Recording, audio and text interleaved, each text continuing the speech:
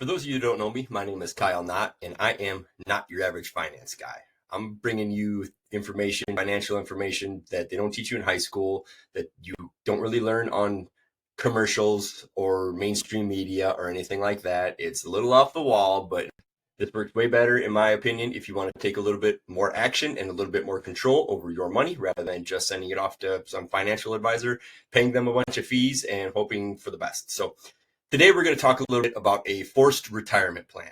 So retirement plans, what a lot of us probably think of as an IRA or 401k or something like that. What if it was a rental property? Think about it. If it's hard for you to put away a certain amount of every paycheck, and if you are living paycheck to paycheck, we need to fix that first. But if it's hard and you kind of put it in this other account over there, but you want to kind of rob it all the time, if you can get to a point where you can buy a piece of rental real estate, now you took that money and you bought something real, something that you can touch, something that you can drive by, and you can keep an eye on it. You can paint it, you can mow the lawn, or you can hire it out. You can do whatever you want to do with it. But what this does is it takes that money, and this is really hard to get to now, right? If you've got a piece of rental real estate and say you paid, I don't know, $100,000 and it's worth $150,000, now your essentially your retirement just grew by 50%, $50,000. Okay, now that probably took a couple years, but it's there, and it will pay you in all these different ways that I've got listed behind me here. So if you can do this right, yes, you're going to have to pay for things, okay? But if you buy it today, or if you bought it, hopefully you bought a couple of them way back when, but even if you haven't, I would really stress that you look into this. Let's look at it right now. What could this do for you right now? Right now, the first day, the first month, the first year, it's going to be tough, okay? You're going to be making a little bit of monthly cash flow, hopefully, if you do it right. But look at all the other things that these things do that you may not think about. Monthly cash flow and appreciation are the two that we probably think about the most. As time goes on, it should go up in value. Not always. Oh wait, things went down, and no one's crystal ball is perfect. No one knows where it's going. But if you look at the past history, it does tend to keep going up in value. Now, it's also tax advantage. The IRS says that this is in 27 and a half years, a piece of residential real estate will turn to dust.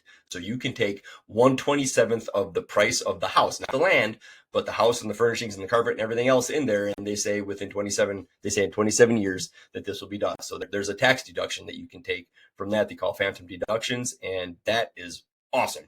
Okay. There's principal pay down. If you've got renters in here, say, I don't know, if the mortgage payment is $1,000, and let's say $800 goes to interest and $200 goes to paying down the principal. Well, if you keep this for 30 years, in 30 years, someone else will have bought you the house.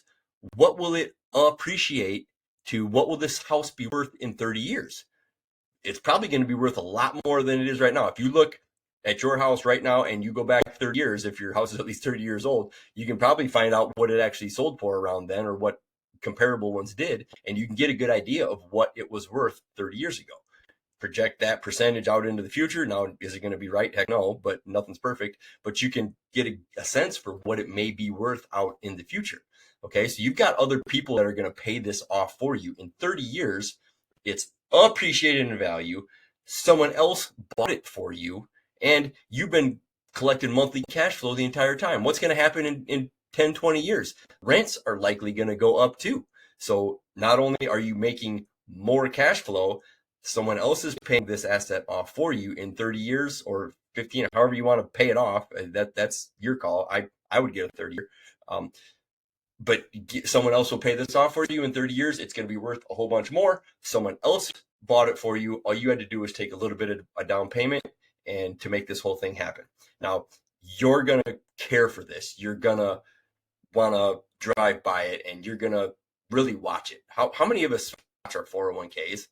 You get the statement, and I know when I first put money into it, I was watching it all the time and watching what the market does. I got forever until I'm actually going to, so I just kind of stopped worrying about it. I stopped looking at it.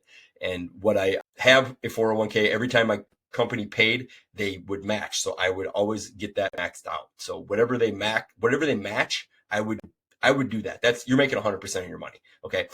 Do that. Everything past the match, I stopped and I started doing this because it pays in so many different ways. Okay. And it's also an inflation hedge. So what's inflation doing? The dollar buys less, right? So if I can put 20% of a down payment towards a house to the bank, that, or however you want to do it, if you got an IBC policy, you can take a loan against yourself or from yourself, and you can do it that way. But you've got an inflation hedge. So as the dollar weakens, what happens to everything else? It goes up in value. Now, this kind of might be the same as appreciation.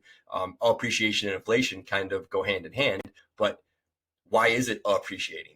There's other market factors that go into it, but look at the inflation hedge. So if I can put 20% down and I can buy something huge and my dollars are inflating, okay, that means they're worth less and less. I only put 20% of my own money down.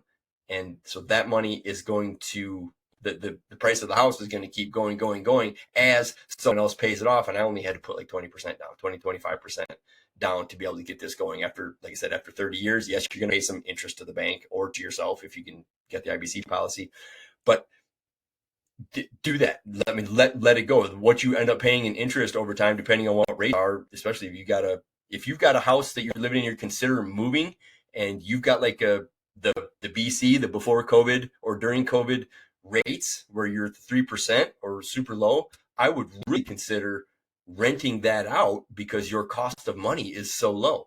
I wouldn't worry about paying it off. Let someone else pay it off. If you can get that monthly cash flow and get someone else to pay for all the expenses, let that roll.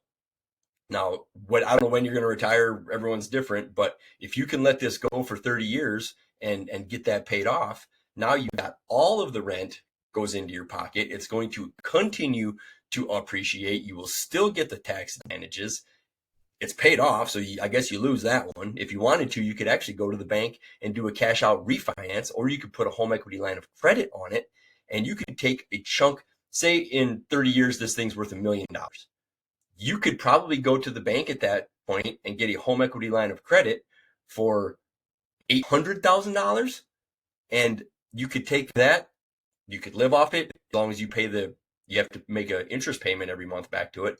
But what could you do with $800,000? Could you put that to work somewhere else and maybe get enough cash flow to let that spin off to pay the interest? So there's other ways of doing this. You don't have to have retirement just through an IRA and a 401k. And there are other ways to think about it, that this is not what they call a qualified plan. To me, it's way better. Okay.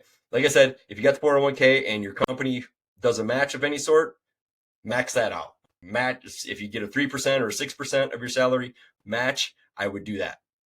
Every dollar after that, I would not throw in. I didn't. And I'm not giving you any advice. You do what you want to do, but really think about it. What would you do past that? To me, if you could still set more money aside into your 401k, maybe set that somewhere else. I would seriously consider the infinite banking concept to house that money, where that money will continue to grow, and you can have this as well. So just something else to think about. Remember, I am not your average finance guy. This isn't the average way to do things. To me, it's way better. This is what the wealthy do. So let's just do what the wealthy do. Then we become wealthy with them. Okay. Hope it helps. Let me know if you got any questions, and good luck.